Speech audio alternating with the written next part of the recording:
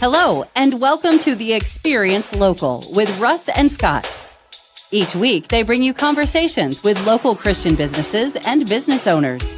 Join in every Monday live at 9 a.m. Pacific on LinkedIn, YouTube, and Facebook. Listen to the program on Spotify or wherever you listen to fine podcasts. The Experience Local is brought to you each week by wonderful sponsors. Copper Rock Real Estate. Commercial and residential real estate in the Mid-Willamette Valley. CopperRockRealty.com.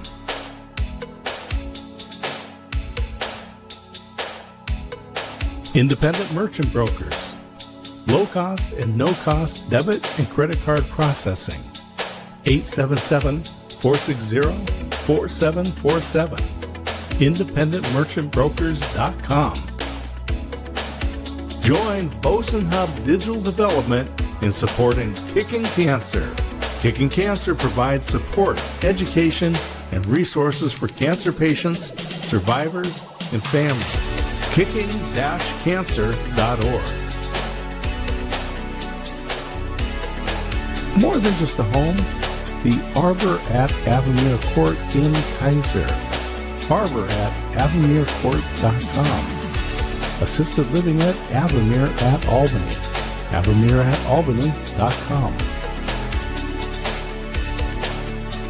Discover Oregon Real Estate. Experts in luxury home sales, farm and ranch, commercial, business sales, and land developments. On the web at dore.llc.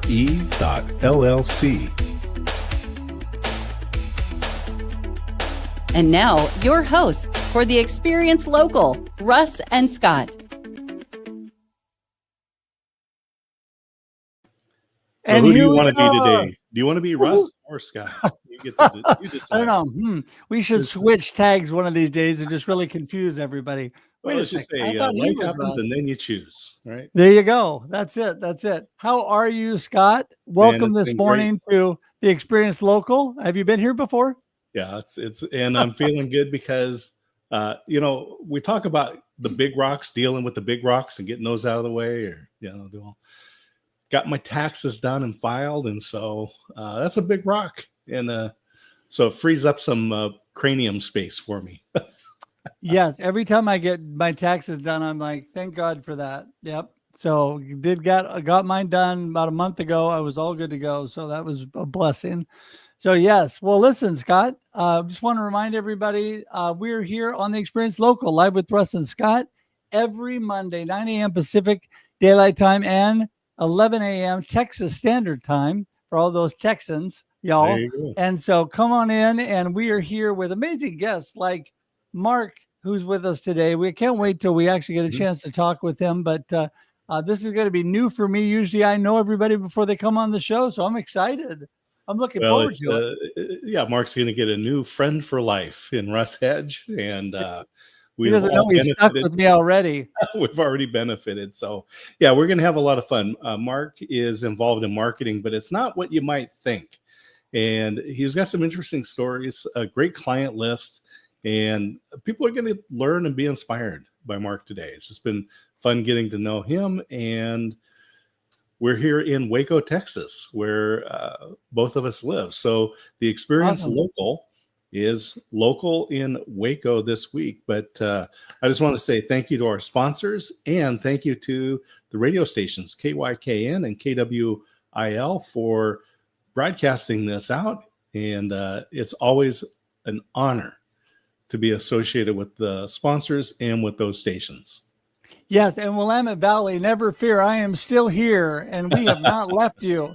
Even though we are broadcasting today from Waco, Scott had decided to move away a while ago, and so, but I'm hanging tight with you. I'm all here, Willamette Valley, so we're good.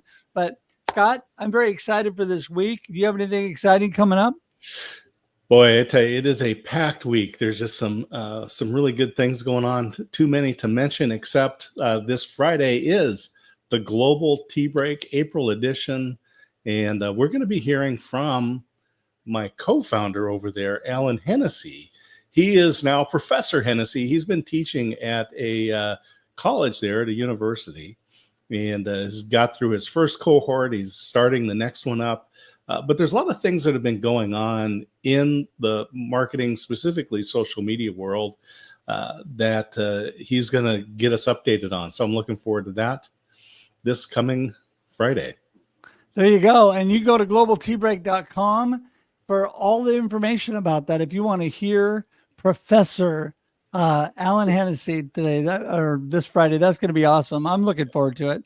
I just wanted to let everybody know here in the Willamette Valley that I will be doing a keynote speech here this Wednesday at the Mennonite Village.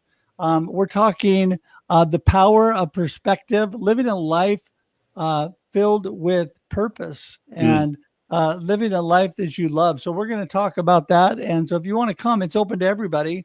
So super excited. It's going to be in Albany, Oregon at the Mennonite Village. So you can look them up and get that information. The information will also be in the comments today. You can click on it there. So besides that, I am ready to roll today. How about you? Yeah, I'm excited. Let's bring Mark in and get some introductions, find out what is going on in his world. All right, here he comes. Hello, Mark. Hey guys, how are you? Doing good, doing good. Scott, go ahead. You take the lead today. Well, so Mark, we met through the Chamber, which is where Russ and I met. We met through Chamber of Commerce. So always a big fan and supporter of the local chamber. But you have an interesting company, Mode Forge, and people can go to modeforge.com, just like it sounds, MODE Forge.com.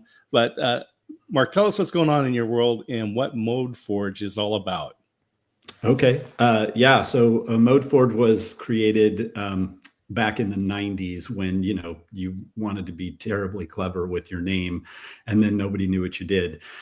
So Mode Forge is actually the combination of two words. So mode for a process or method and forge for building. So it was a way of building is where that kind of came from.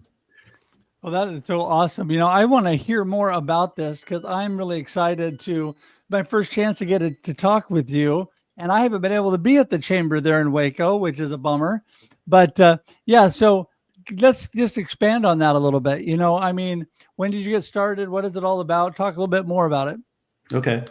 So, back in, again, the early 90s, a buddy of mine got out of the Marine Corps and he said, hey, man, they're releasing DARPANET to the public, which was not true, but it was true enough. I had, sent an electronic communication and I knew what HTTP was. This was like 95. So this was at a time when I used to joke that it was like selling electricity to farmers. You had to establish why somebody needed this terribly exciting technology because none of us had figured out what to do with it yet. So I've been doing it since then and pretty much self-taught. I had to teach, I kind of liken it to AI now. You went to the internet to learn about the internet. And same thing with AI now. You kind of go to AI to figure out how to use AI. So, and Mark, you've got some pretty interesting customers. I know that. So you've got a helmet there on the back shelf, and that may or may not be one of the Formula One helmets. But you've worked with Formula One. You've worked with Hyundai. You worked with the Jesus film. Yeah. So tell us about some of these projects. Yeah. So I didn't work with Formula One, but I did work with a brand that worked with Formula One. That would have been awesome. So the company degrees of separation. Yeah. So that project was Schubert helmets. They do make the Formula One helmets, but they also make high-end motorcycle helmets, which is kind of how I got involved with them. I was helping at the Motorcycle Industry Council at that point. And they had an issue where they had a very successful distributorship in the United States with high-end helmets. And so, they were selling $600 helmets in a market where you could buy an $89 helmet. And they had a issue where they lost their distribution overnight with no notice. And so they had to come back to the United States and convince kind of the entire dealer network and all of their customers that they were serious and that they were here now. And so we were able to lead the branding on that initial launch when they returned to North America. And I would say that all of these stories that I'll share today are all based in Providence. There was nothing that was, in my opinion, that was unique to me, other than the Lord saying, "This is a project for you, and what are you going to do with it?" So some of these, in business, you might say they fell into my lap, but I don't believe in that. So I think most of these stories. And tell us about the Jesus film, because that was an interesting and early time of streaming. Yeah. So, I mean, gosh, this is back again when streaming was not free. You paid about $14 a meg, and versus a gig. And believe it or not, at the time, the cheapest game in town was Yahoo for streaming. And so the challenge that we had with Jesus Film was it was cost prohibitive to create a fully compiled version of the Jesus Film with both audio and video in it, because you just couldn't afford the storage or the streaming costs. And so what we helped with was a way and this was in the multiple languages, because this film. Yeah. So at the time, I think it's more now. I think it's probably up into the 3s now. At the time, it was about 2,500 different languages. And so we developed a system where we could stitch audio files to a single video file, which cut down the storage immensely. But then we had to develop a whole project management solution to be able to reasonably manage all of the different translations and the video files, et cetera, in a situation where most of the people involved were not native speakers of the language, were not readers of certain languages. So if you consider double bit characters like Chinese or Russian, where it's all in Cyrillic characters, we had to come up with a means to manage all of those different files and all of those different translations. Wow. Well, I can tell you right off the bat, this is why we need people like you, Mark, because all of what you're saying just blows my mind. I know just enough to be dangerous and not that stuff. So, what I love, I want to go back, and speaking of Jesus, I want to go back and talk about, you talked about it being providential, being basically a blessing from God, what you've been able to do with your business. Talk about the importance of that to you and how the Lord has really moved in just awesome ways in your life. Yeah. Well, I mean, that's a big question. I got saved when I was 19. I'll do the quick testimony here. Up to 19, I wanted everything the world had to offer and as much of it as I could get. And the Lord brought me to a place where I realized that all of that was vanity. And I gave my life to the Lord in 1989. And from that point, I mean, it pretty much rocked my perspective of everything, because coming from a place where everything I watched, everything I listened to was aligned with a secular world, everything was new and exciting. And I mean, I would even share that some people back when I first came to faith, Christian music was kind of this thing where it was like, well, it's not as good as the secular, and we couldn't figure out what to do with it. And I had kind of the opposite reaction. I was like, all this music is amazing to me, and I love that they're praising Jesus with it. Anyway, so came to faith. I got married pretty young. I got married at 21, and I have been married 33 years now to the second best decision I ever made, which is Lisa. So that is awesome. Well, I want to say that coming up here this year, I will celebrate 38 years with my beautiful wife.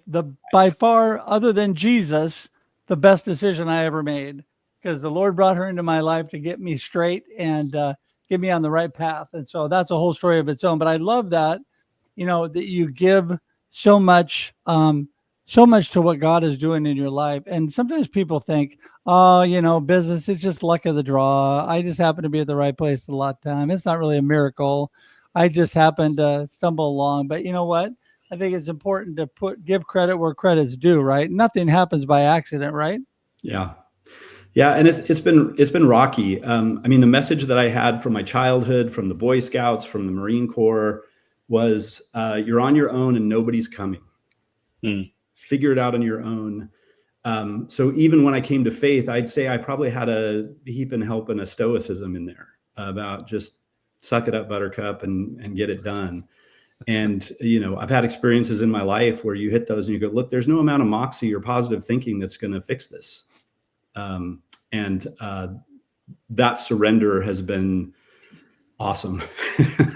I sleep way better knowing that the Lord is in control and has not forgotten me than I did when I was trying to figure out how to solve all my problems. And when I ran out of rope, reach out to him. I reach out to him at the beginning instead of the end now.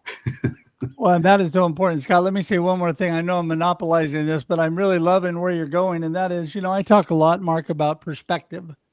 And perspective, having a good perspective is not being happy all the time, things going perfect all the time. We have rough times. The Lord said in this world, we will have trouble, right?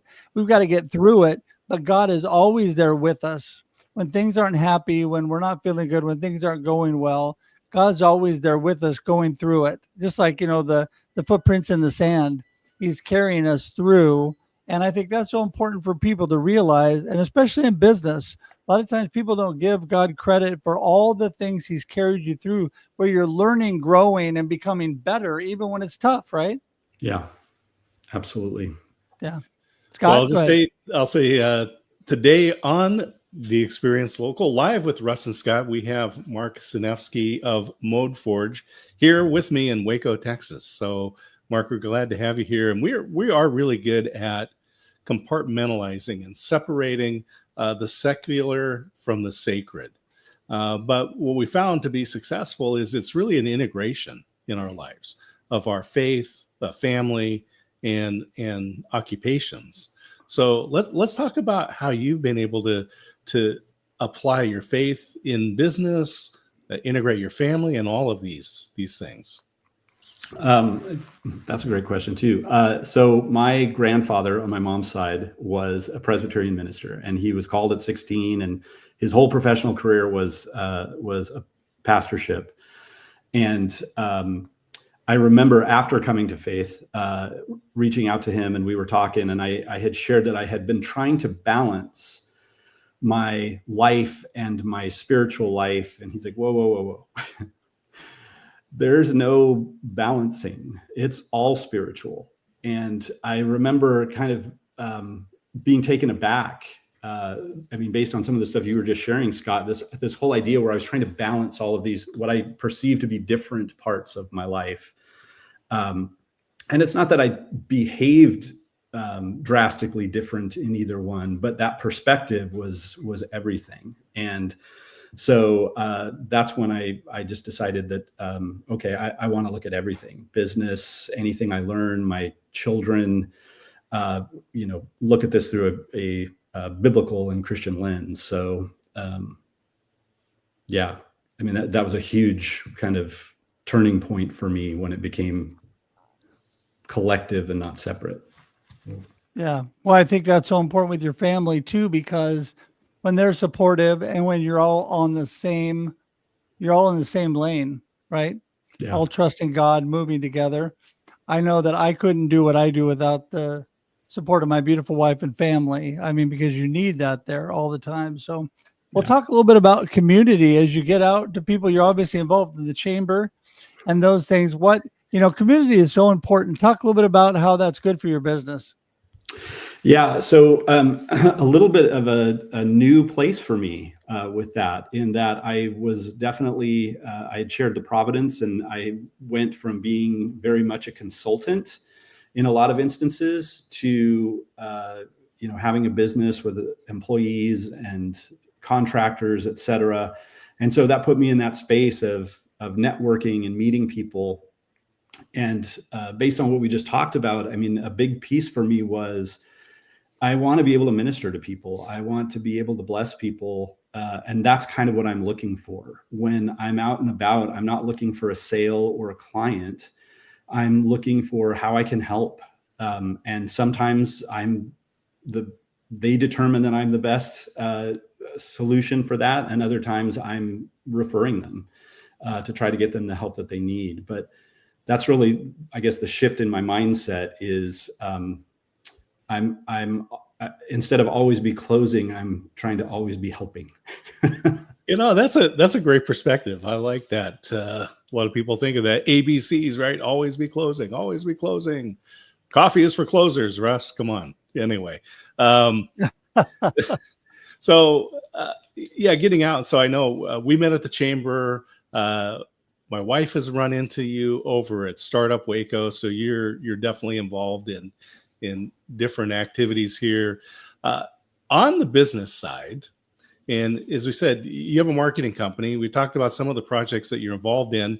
A lot of people think of marketing as meaning social media management. I'm going to get somebody and they're going to teach me how to post on my LinkedIn or my Facebook account and grow the business.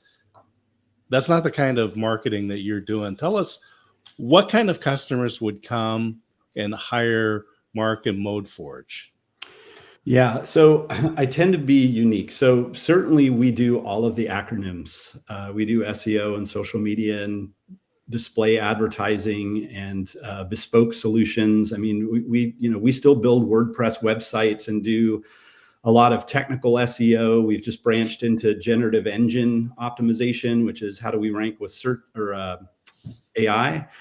And but the stuff that gets me out of bed in the morning is kind of a holistic approach. So it's, what problem are you trying to solve? So I'll give the Hyundai example. They called me and they said, do you do streaming? And I said, well, sure. And I should back up. They called me because I had been in a network group, and one of the other people said, well, we can give you all the equipment, but we don't know the rest of it. So they had reached out and said, do you do streaming? And I said, sure, but why? And the why was really much, much larger. So 37 questions later, they literally were a little exasperated, I think, with me and said, man, you sure do ask a lot more questions. The last vendor didn't ask any questions. And I said, well, how'd that work out for you? Because I really wanted to understand what the issue was. And the issue was that they were sending humans out to the 600 dealers every time they launched a new product. And they were hoping that they could stream those events and not have to send the people around. The benefit was, or the major difference to anything else that was out there, was people weren't sitting at their laptops watching these presentations. They were in the dealer. They had to educate the parts department, the service department, and the sales department before that vehicle hit the lot. And they needed to participate corporately, but then interact individually. And so we ended up writing the bespoke system for Hyundai Motor America to allow them to have live events, to have the, hundreds of people asking questions, the ability to triage duplicate questions, feed questions into subject matter experts, into the teleprompter.